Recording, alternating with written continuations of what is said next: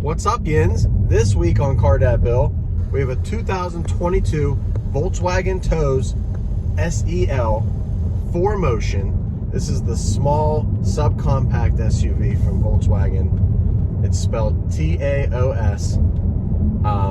It's like I said, it's a small subcompact SUV.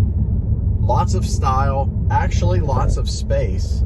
It's a pretty cool little urban SUV. Let's go for a ride.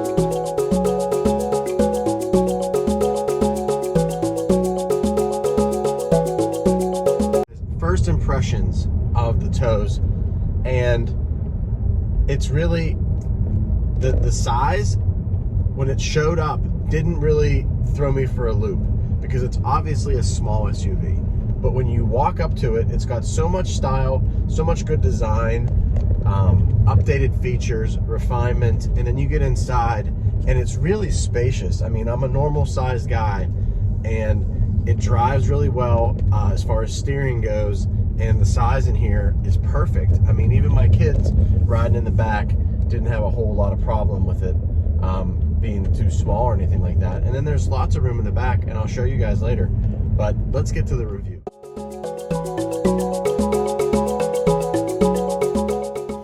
All right, guys, standing outside the Taos SEL Premium. Look at those wheels. And look at the overall stance. I mean, really nice wheel design, 19-inch wheels. We have the same LED lights that are in the Atlas and in some of the Audis. And then that bar in the front actually lights up as well at night, which is really, really cool.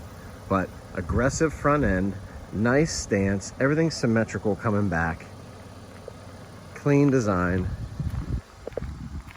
The Taos logo up front there on the side.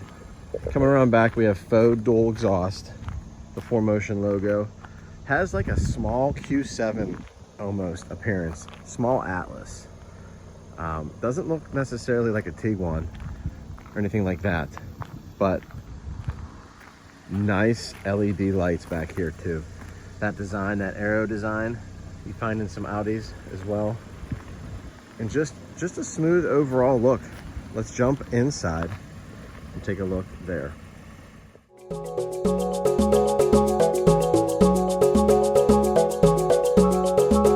All right, guys, inside the Taos SEL, and the look of this interior is very, very clean overall, I think. Everything's laid out pretty easily. There's a lot of space in here, to be completely honest with you. A lot of headroom up top, but we have leather material to plastic material to rubber material. Simple switch work on the side here. Then this is like a plastic material. It comes across digital screen, touch screen, and then it's smooth all the way across, shiny. Same thing on that side, layering materials all the way down. Sharp interior, simple HVAC controls, storage, wireless charging, plugs down here, gear selector, parking brake, your drive modes, all that good stuff. Everything's clean and where it should be. Back seats have decent room. We'll look at those in a second. But this screen up here changes with, you know, what you change to over here with your different menu items. This is a touch screen that when you move your hand away from it, it goes into like a comb, and you bring your hand up and all your options pop back up. So that's pretty cool. Other than that, everything's pretty self-explanatory as far as direct buttons to things, designated buttons for things, your navigation, your radio, your media, all that good stuff. The vents are down low, which is different. Usually they're up here on the sides. This one's a little bit different. And then you have a storage compartment up here. But overall, really nice, clean interior. Let's jump in the back. Back seat, same design on the doors. Coming down, the smooth leather seats, static seat belts. There's a booster seat, just so you guys can see kind of the size differential there. Nice leg room though in the back. And then the trunk is not disappointing. In fact, it's pretty promising. Baseball season, fall ball coming up, and that's a full bag of gear and That's the helmet with the bat bag, and then the bucket of balls. Everything fits in there. I can probably put another bat bag over here as well, and not bad. Let's go for a ride. All right, guys, so before we get on the road, let's talk about some of the numbers with the Volkswagen. It's a 2022 Volkswagen Taos SEL 4Motion. It's got the 1.5 liter turbo, 158 horsepower, 184 pound-feet of torque. That's made it to a 7-speed DSG in this model. Not a bad matchup as far as power goes, but the power delivery is where I have trouble, and we'll talk about that when we get on the road. But the transmission doesn't engage like normal. You have some learning curve on that, and it's very frustrating sometimes when you're pulling out into traffic and it's not engaging as quickly as you think it's going to. $25,000 is where this SEL starts, the 4Motion, or the 4Motion starts. The SEL package takes it up above that. Don't have the Monroney on this one specifically, but I got those prices from the press website. But let's get on the road. Let's talk about the driving characteristics and the good and the bad. Pros and cons.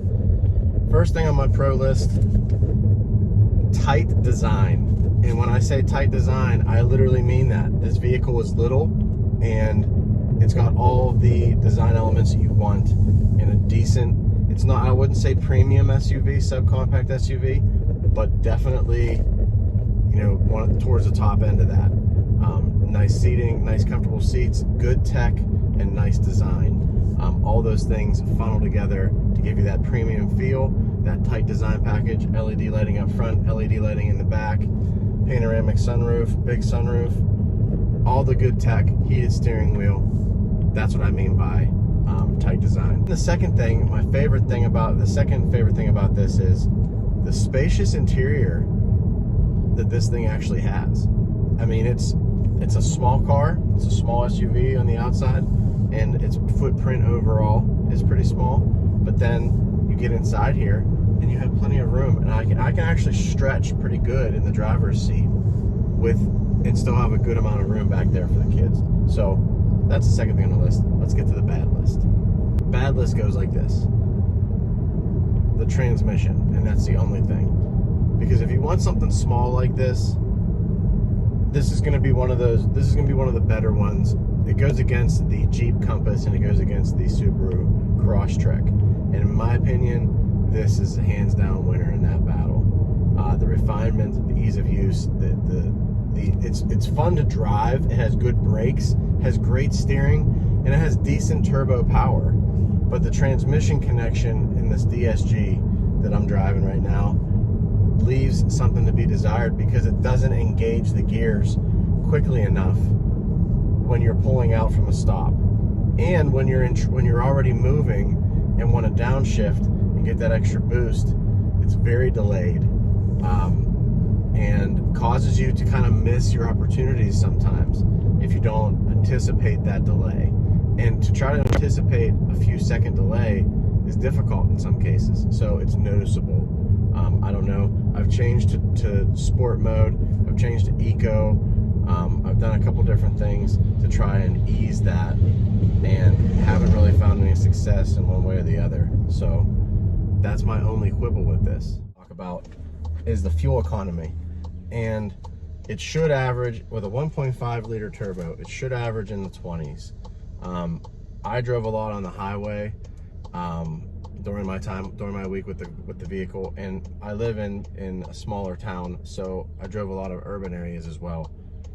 As of now, real time, 19.8 miles per gallon. I don't know, it should be better than that. It should be in the low 20s. It should be absolutely 22, 23 miles per gallon. And maybe with another week with this, I could probably manipulate that to make that happen. But that's where we're at as far as mileage goes. Let's wrap this one up, right? Small Volkswagen SUV, 1.5 liter turbo, all-wheel drive, comfort, convenience, fun to drive, hesitating transmission, but overall the steering and the characteristics in general, it's a great driving vehicle. Sticker price in the mid-20s to low 30s based on options. It's not a bad vehicle, and we're getting 20 miles to the gallon overall 20 miles to the gallon is average. It's what you're going to get on those vehicles anyway. I give it a thumbs up for the subcompact. Real cars, real people, real life. This is Car Dad Bill this week. I will see you guys next time.